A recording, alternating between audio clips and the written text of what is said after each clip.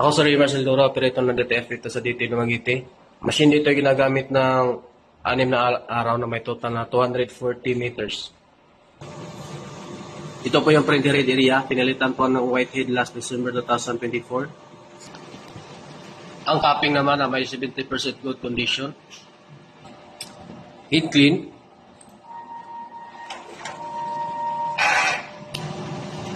Punasan ang wiper pagkatapos mag-heat clean. Nozzle test.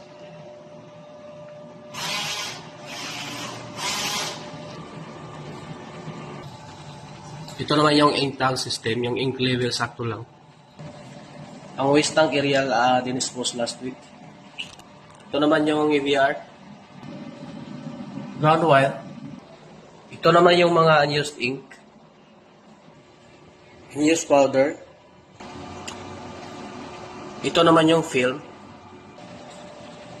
Ito yung consumable withdrawal. Daily output record. Ito naman yung physical inventory. Maraming salamat po.